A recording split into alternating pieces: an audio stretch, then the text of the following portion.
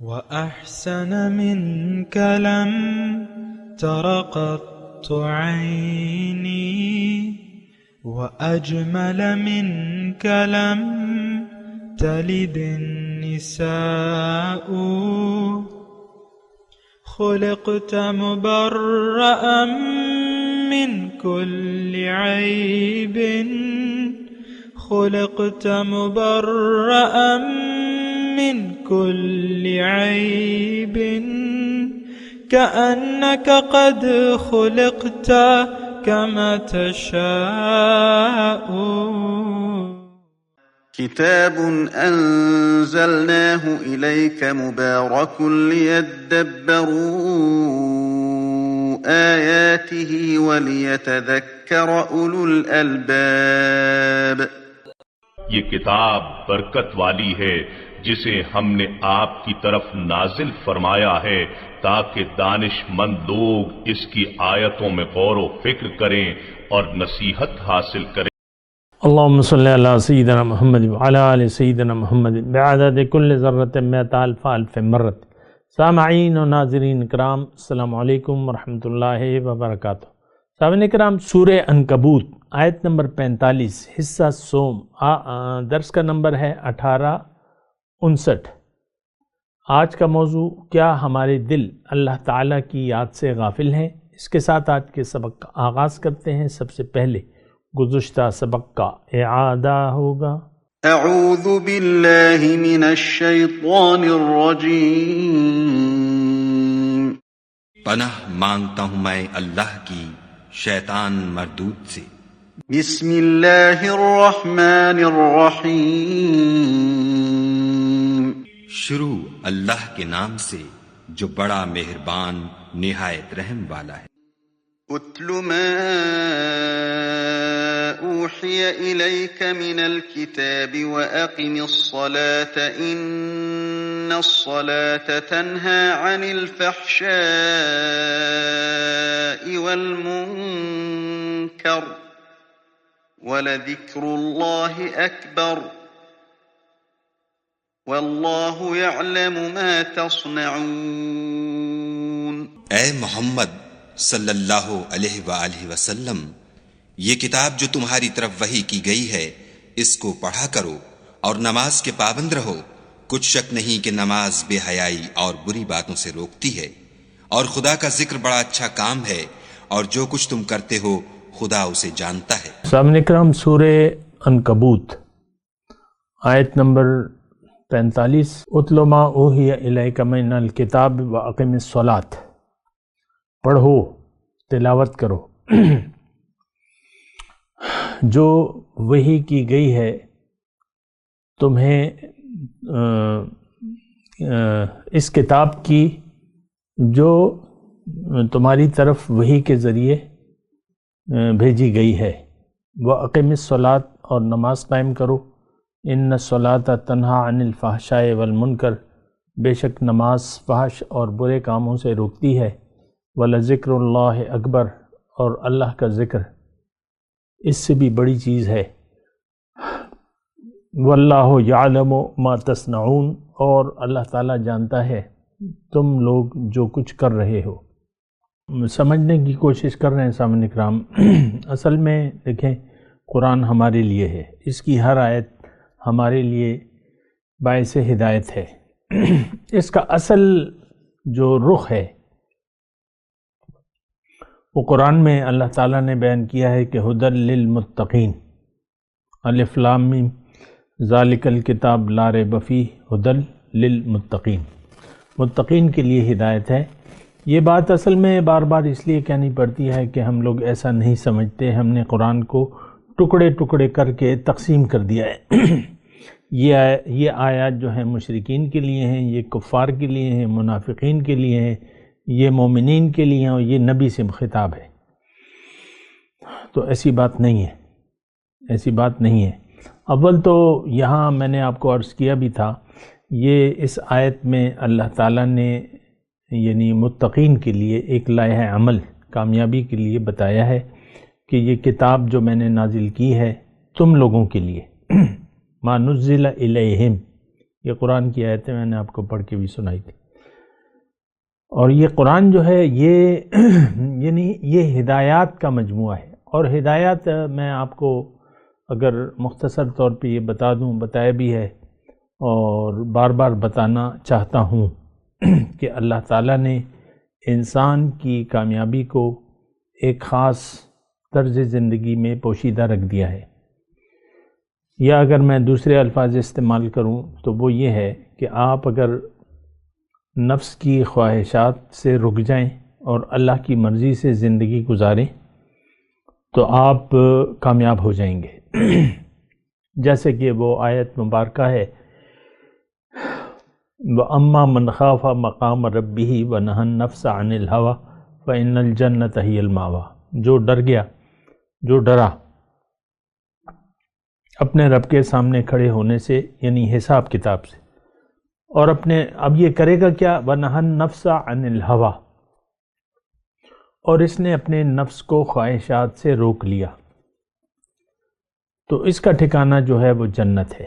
دیکھیں، اگر ہم خواہشات نفس سے نہیں رکتے اور من چاہی زندگی گزارتے ہیں تو اس کا مطلب یہ ہے کہ ہم فحشاء اور منکر میں پڑ جائیں گے، بے حیائی اور بری باتوں میں پڑ جائیں گے، کیونکہ آپ کو پتہ ہے کہ نفس تو لذات کا طالب ہے، لذات کا طالب ہے، یہ لذات چاہتا ہے، ہر چیز میں یہ مزے ڈھونڈتا ہے۔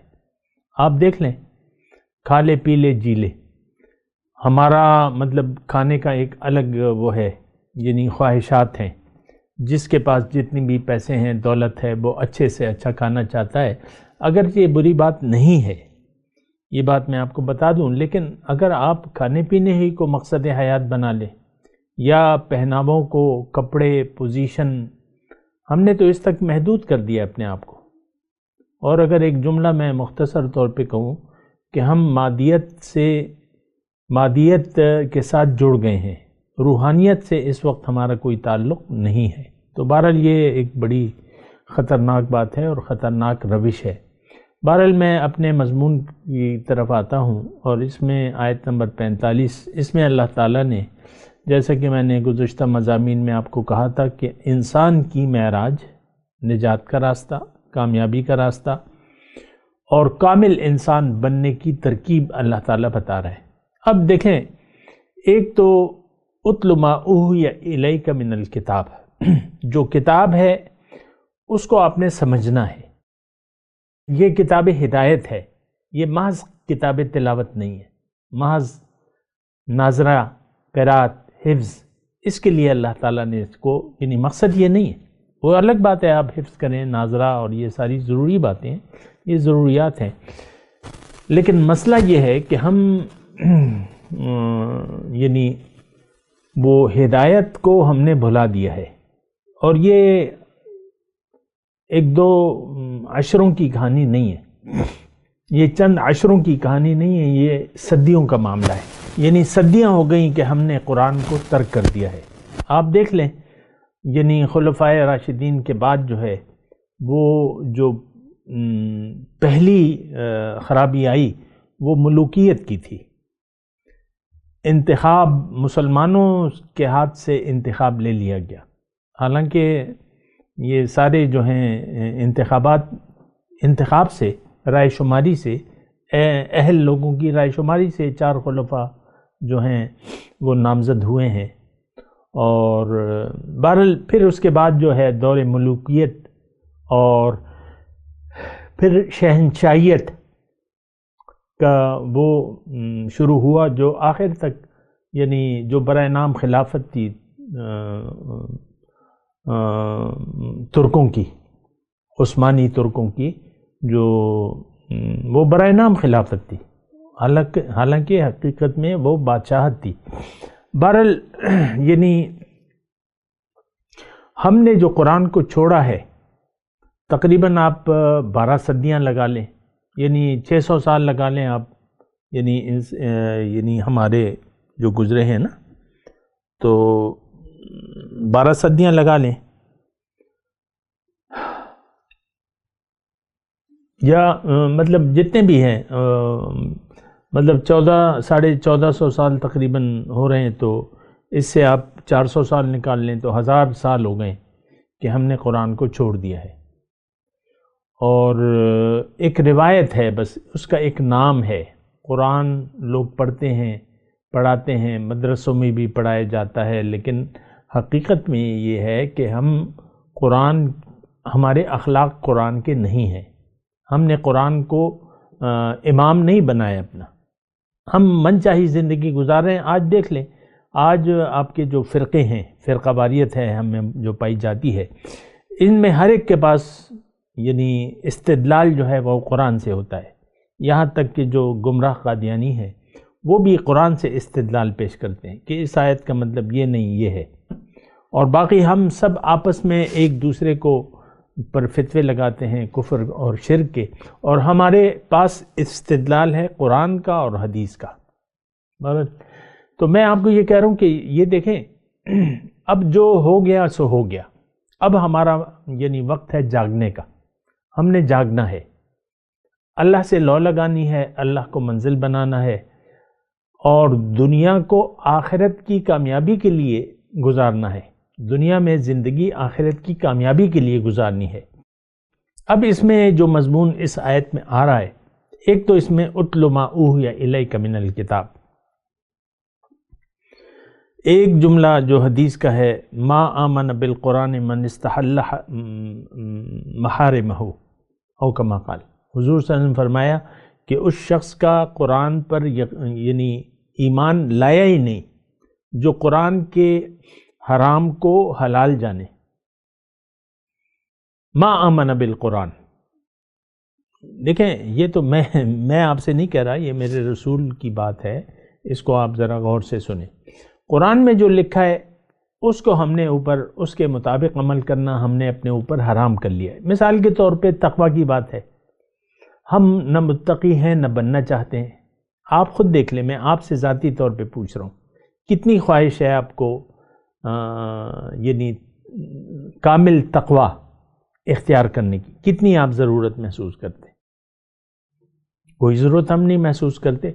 پھر یعنی عبادت ہے، بندگی ہے، جو کہ بنیادی مطالبہ ہے اللہ تعالیٰ کا۔ کیا ہم عبادت کا مطلب سمجھتے ہیں؟ نہیں۔ عام طور پہ آپ دیکھیں، عبادت کو ہم نے عبادات کا چیپٹر علیحدہ ہے، معاملات کا چیپٹر علیحدہ ہے، حالانکہ یہ سب عبادت کے تحت ہی آتے ہیں۔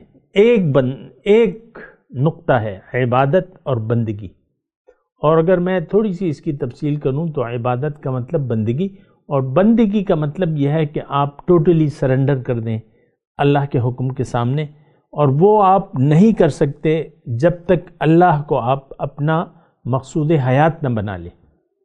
آج دیکھ لیں، نیکی ہمارے لیے بہت مشکل لگتی ہے، اور مجھے بھی لوگ کہتے ہیں کہ بھئی تم جو کہہ رہے ہو یہ تو نہیں ہو سکتا، ایسا تو نہیں ہو سکتا، نفس تو بالکل پاک ہو ہی نہیں سکتا، اور بندگی کامل یہ تو ہو ہی نہیں سکتی، وہ تو نیک لوگ تھے، وہ گزر گئے، یہ تو ان کی شان تھی بندگی۔ یہ آج بھی مطلب آپ لوگوں کا یہی ہے، بندگی ہمارے لیے یعنی بہت مشکل ہے، بلکہ ناممکن ہے بعض لوگوں کے لیے۔ بہرحال وہ ایک الگ مسئلہ ہے، لیکن میں آپ کو بتا رہا ہوں کہ ایسا نہیں ہے۔ کامل بندگی تقاضا ہے اللہ تعالیٰ کا، امر اللہ تعبدوا الا ایاہ، اس کا حکم یہ ہے کہ اس کے سوا کسی کی بندگی نہیں کرنی۔ میں اپنے دوسرے مضمون کی طرف آتا ہوں، اقیم الصلاۃ، نماز قائم کرنا۔ اب نماز دراصل ہے کیا؟ تو اس بات کو بھی، نماز اصل میں ہم نے دین کا یعنی بات میں بنیادی طور پہ ایک جملہ یہ کہہ رہا ہوں کہ ہم دین کو سمجھتے تک نہیں ہیں، دین کا معنی ہم نہیں جانتے۔ دین کو آپ کو اچھی طرح پتہ ہے، ہم نے محدود کر دیا ہے، نماز، کلمہ، نماز، روزہ، حج، زکوٰۃ، بس باقی زندگی ہم اپنی مرضی سے گزار رہے ہیں۔ تقریباً ہر شخص آج کے معاشرے کا، یہ جو 1.5 ارب لوگ ہیں یا جتنے بھی ہیں، یہ اپنی مرضی سے زندگی گزار رہے ہیں اور گزارنا چاہتے ہیں۔ یہ بات کسی کی سمجھ میں نہیں آتی جو میں آپ کو کہہ رہا ہوں کہ ٹوٹلی سرنڈر، اللہ کے حکم کے سامنے مکمل سر جھکا دیں، اللہ عاجزی کے ساتھ اس کے حکم کے سامنے جھک جائیں اور تقوی کا راستہ اپنا لیں۔ اللہ کا راستہ تقوی کا راستہ ہے۔ یہ بات کسی کو سمجھ میں نہیں آتی بہرحال۔ اچھا، اب یہ نماز کیا ہے؟ ایک بات جو ہے یعنی یہ وضاحت طلب ہے، نماز ہے کیا؟ دراصل نماز مومنین پر فرض ہے۔ اللہ تعالیٰ نے فرمایا ہے کہ ان الصلاۃ کانت علی المؤمنین کتابا موقوتا، کہ نماز اپنے وقت پر مومنین پر لازم یا فرض کی گئی ہے، اپنے اپنے وقت پر۔ یہ ہے مومنین کے لیے، ہم مومن نہیں ہیں۔ آپ دیکھ لیں آج نماز کی جو برکات ہیں وہ معاشرے پر مرتب نہیں ہو رہی۔ یہاں پہ جو بیان ہو رہا ہے کہ ان الصلاۃ تنہی عن الفحشاء والمنکر، اس وقت دنیا میں کروڑوں نمازی ہیں لیکن بے حیائی اور برے کام بڑھتے چلے جا رہے ہیں۔ نماز کے اثرات مرتب نہیں ہو رہے، وہ اس لیے مرتب نہیں ہو رہی کہ نماز کو ضائع کیا جا رہا ہے۔ نماز کو یعنی میں تو آپ کو بنیادی بات آپ کو کہتا رہتا ہوں کہ یعنی دین کو تو ہم نے سمجھا ہی نہیں ہے کہ دین ہے کیا، اور اس میں بڑا جو یعنی کام ہے وہ نماز کا ہے۔ اب نماز کیا ہے؟ دیکھیں تھوڑی سی میں اللہ کی عطا سے یہ بات آپ کو کہنا چاہتا ہوں۔ اللہ تعالیٰ نے ہمیں پیدا کیا ہے اپنے لیے۔ اب اللہ تک رسائی ہم کیسے حاصل کریں گے؟ اس کا طریقہ جو ہے کہ ہم اللہ کے حکم کے سامنے سر جھکا دیں، خواہشات نفس کو روک لیں اور اللہ کے حکم کے مطابق زندگی گزاریں۔ کامل اطاعت، کامل بندگی، کامل جھک جانا، جیسے کہ وہ آیت مبارکہ میں اکثر آپ کو سناتا ہوں، بلا من اسلم وجہہ للہ وہو محسن فلہ اجرہ عند ربہ ولا خوف علیہم ولا ہم یحزنون۔ جس نے بھی اپنا سر جھکا دیا اللہ کے سامنے اور یہ اس میں مخلص بھی ہے، اس کے لیے اجر ہے۔ تھوڑی سی اگر آپ میری طرف توجہ کریں، یہ باقی کام جو بھی آپ کر رہے ہیں تو میری طرف توجہ کریں۔ کامل اطاعت خشوع اور خضوع کے ساتھ، کامل بندگی خشوع اور خضوع کے ساتھ، حضور قلب کے ساتھ، یعنی زندگی اب یہ دیکھیں بڑا یعنی دلچسپ باتیں ہیں اور بڑی سمجھ والی باتیں ہیں۔ حضور صلی اللہ علیہ وسلم فرمائیں کہ لا صلاۃ الا بحضور القلب، حضور قلب کے بغیر نماز ہو نہیں سکتی۔ میں آپ کو یہ کہہ رہا ہوں نماز آپ جانیں کہ یہ ہے کیا۔ نماز میں حاضری ہے اللہ تعالیٰ کے سامنے۔ جب آپ تکبیر تحریمہ لگاتے ہیں جو کہ فرض ہے، نماز یعنی نماز کا رکن ہے، شرط ہے، تو تکبیر تحریمہ کا مطلب آپ ہاتھ اٹھا کے اللہ اکبر کہہ کے ہاتھ باندھ لیتے ہیں۔ اس کا مطلب یہ ہے کہ باقی دنیا سے آپ کٹ کر صرف اللہ کے حضور جھک جاتے ہیں۔ لیکن اگر آپ اس نماز کو وسیع کریں، اس کے معنی کو وسیع کریں، تو اصل میں ہماری یعنی زندگی جو ہے، زندگی میں کامیابی کا راز اس میں ہے کہ ہم مکمل خشوع اور خضوع کے ساتھ خاشعین للہ، انما تنذر من اتبع الذکر وخشی الرحمن بالغیب، جو رحمان سے بن دیکھے ڈرے اس پہ نصیحت کارگر ہوگی۔ ان الذین یخشون ربہم بالغیب لہم مغفرۃ واجر کبیر، جو بن دیکھے اللہ سے ڈرتے ہیں ان کے لیے اجر ہے۔ ایک حدیث میں ضمناً آپ کو اس میں سنانا چاہتا ہوں۔ حضور صلی اللہ علیہ وسلم غالباً ابن عباس ہیں، چچا کے بیٹے، ان کو حضور صلی اللہ علیہ وسلم نصیحت کرتے ہیں کہ اے بیٹے تم احفظ اللہ یحفظک، اللہ کی حفاظت کرو وہ تمہاری حفاظت کرے گا۔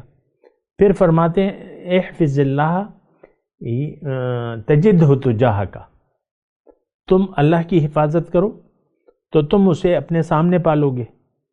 مسئلہ تو یہاں حل ہو جاتا ہے۔ لیکن جو یہ حدیث ہے اس کا پہلا حصہ کہ احفظ اللہ، اللہ کی حفاظت کرو، کیا مطلب؟ اللہ کے امر اور نواہی کا خیال رکھو. یعنی دیکھیں ہمارا رویہ کیا ہے، ہم تو غافلین کا ایک ٹولہ ہے، یعنی جو کلیئر بات ہے، ہم سب جو ہے یہ سو رہے ہیں، غافل ہیں اپنے مقصد سے اور اپنی منزل سے. اس سے ہم غافل ہیں، ہمیں نہیں معلوم کہ ہماری منزل حقیقت میں ہے کیا. دیکھیں ایک کلیئر بات ہے، اللہ تو ہماری نہ منزل ہے نہ اس کو ہم بنانا چاہتے ہیں. اب مسئلہ ہمارا ساری امت سو رہی ہے اور غافل ہے، یہ غافلین کا ٹولہ ہے، ہم سب اس میں شامل ہیں. اور جب دیکھیں آپ مقصد کے بغیر تو میں نے آپ کو کہا ہے کہ انسان مقصد کے بغیر زندگی نہیں گزار سکتا اور یقین کے بغیر بھی نہیں گزار سکتا، یہ بھی میں نے آپ کو بتایا ہے. اب یقین ہمیں ہے دنیا پر، اور دنیا ہی ہمارا مقصد ہے اور ہم سب دنیا کے پیچھے دوڑ رہے ہیں، ہائے دنیا ہائے دنیا اور ہائے دنیا. لیکن میں آپ کو جو بات کہہ رہا ہوں، میں نماز کی بات کر رہا ہوں. اب نماز کا اصل کیا ہے کہ آپ اللہ کی یاد یعنی اپنے اوپر طاری کرنے کے لیے یا یاد دہانی کے لیے وَأَقِمِ الصَّلَاةَ لِلذِّكْرِ، نماز میری یاد کے لیے قائم کرو. تو یعنی یہ نماز ایک معراج ہے، مومن کی معراج ہے. تو معراج کا مطلب یہ ہے کہ یہ مومن کا کام ہے کہ یہ اپنے آپ کو اللہ کی یعنی اپنے اوپر اللہ کی یاد کو طاری کر دے، اللہ کی یاد میں زندگی گزارے. اور اللہ تعالیٰ نے اپنے بندوں کی صفات بیان کی ہیں کہ رجال لا تلہیہم تجارت ولا بیع عن ذکر اللہ واقام الصلاۃ. میرے بندے تو ان کو تجارت و خرید یعنی کسی بھی وقت میری یاد سے غافل نہیں ہوتے، ہر وقت بیدار رہتے ہیں. نماز کی میں بات کر رہا ہوں صاحب اکرام. نماز یعنی ایک حصہ ہے، یہ ہماری بندگی کا ایک حصہ ہے، بندگی کا ایک حصہ ہے کہ اس میں یعنی ایک خاص حصہ ہے جو اللہ تعالیٰ نے مومنوں پر لازم کر دیا. اب مومن کی زندگی تھوڑی توجہ سمجھ، مومن کی زندگی تو اللہ کے لیے خاص ہے، اس کا جینا مرنا تو اللہ کے لیے ہے. اب جب اس نے اللہ کو منزل بنا لیا، اب یہ اس کو چلنا ہے اللہ کے راستے پر، اللہ کے حکم اور نبی کے طریقے کے مطابق، اور اس نے بیدار ہو کر زندگی گزارنی ہے اور زندگی اللہ کی یاد میں اس نے اب گزارنی ہے. مومن نے مومنہ یا مومن جو بھی ہے، اللہ کی یاد، اذکروا اللہ ذکرا کثیرا، اللہ کو بہت بہت یاد کرو. تو یہ حکم ہے کہ آپ اللہ کی یاد میں زندگی گزاریں. اب ہم نے زندگی گزارنی ہے اللہ کی یاد میں. جب اللہ کی یاد آپ اپنے اوپر حاوی کر لیتے ہیں تو آپ برائی اور بے حیائی اور برے کاموں سے بچ جائیں گے، اپنے آپ کو بچائیں گے. اور نماز چونکہ بندگی کی انتہا ہے، نماز بندگی کی انتہا ہے، اس میں آپ جو سب سے عزت والا چہرہ جو ہے وہ آپ مٹی میں رکھ دیتے ہیں، زمین پر رکھ دیتے ہیں اور رب کی بڑائی بیان کرتے ہیں.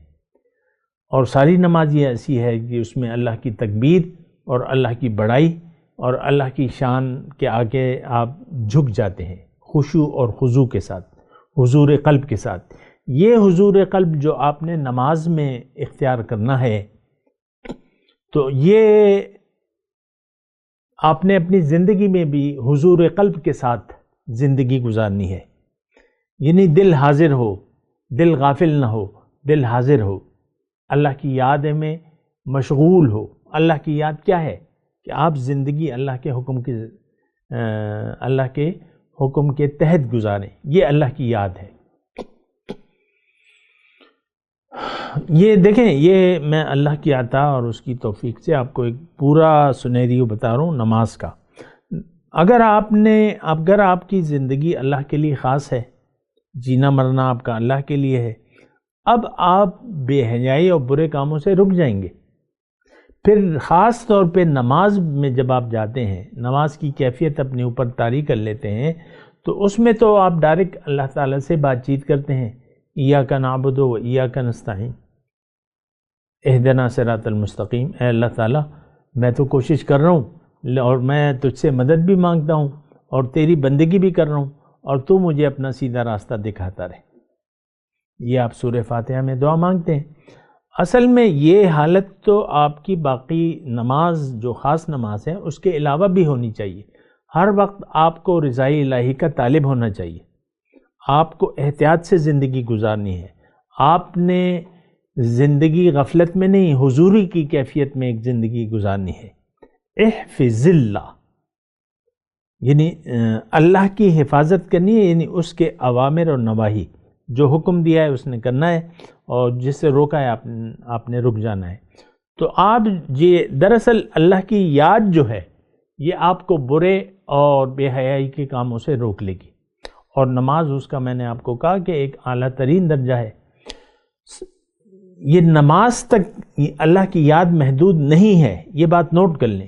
نماز اللہ کی یاد کا ایک اہم حصہ ہے، اس میں آپ اللہ سے براہ راست بات چیت کرتے ہیں اور اس سے مدد مانگتے ہیں اور دعا کرتے ہیں۔ تو لیکن آپ کی ساری زندگی نماز کی کیفیت میں گزرنی چاہیے۔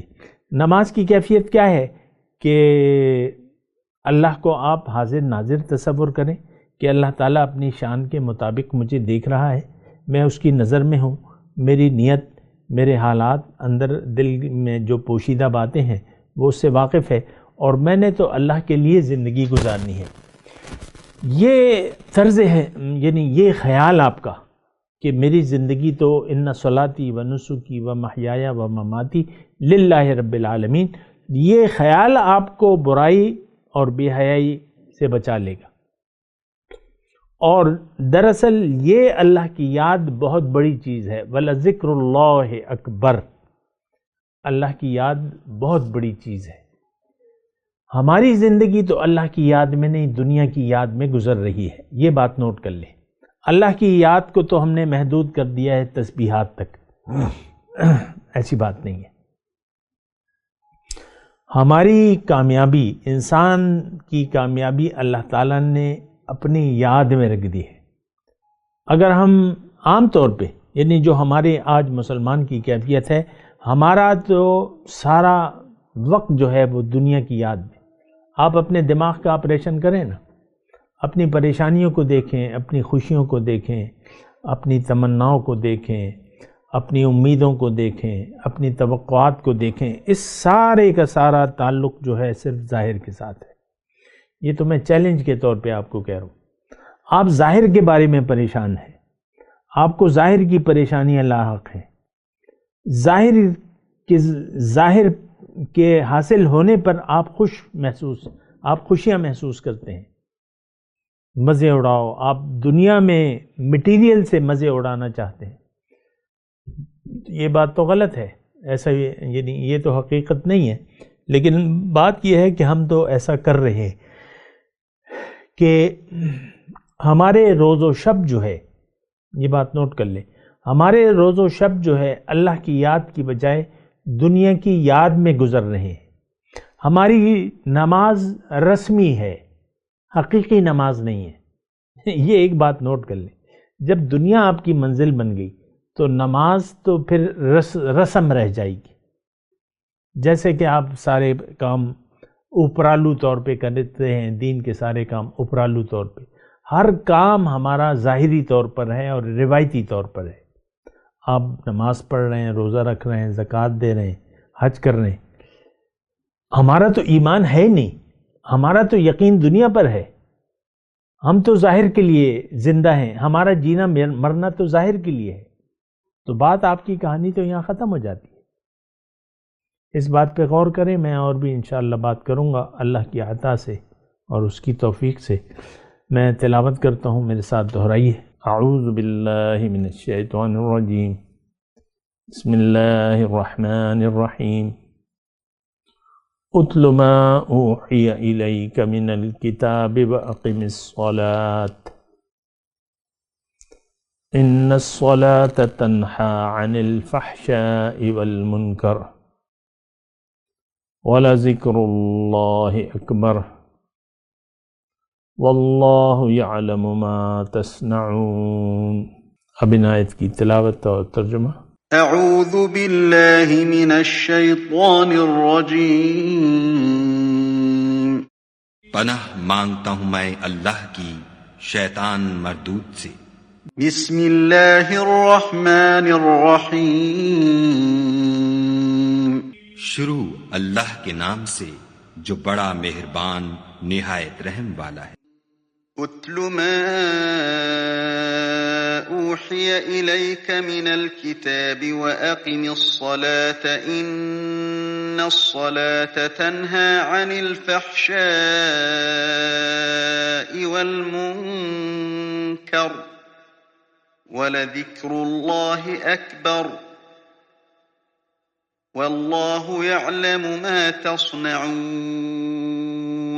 اے محمد صلی اللہ علیہ وآلہ وسلم، یہ کتاب جو تمہاری طرف وحی کی گئی ہے اس کو پڑھا کرو اور نماز کے پابند رہو۔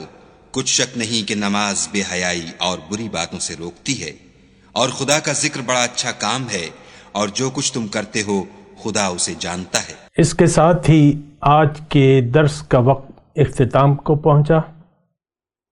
اگلے درس میں انشاءاللہ ملاقات ہوگی۔ وآخر دعوانا ان الحمدللہ رب العالمین، والسلام علیکم ورحمۃ اللہ وبرکاتہ۔ مولاي صل وسلم دائما ابدا على حبيبك خير الخلق كلهم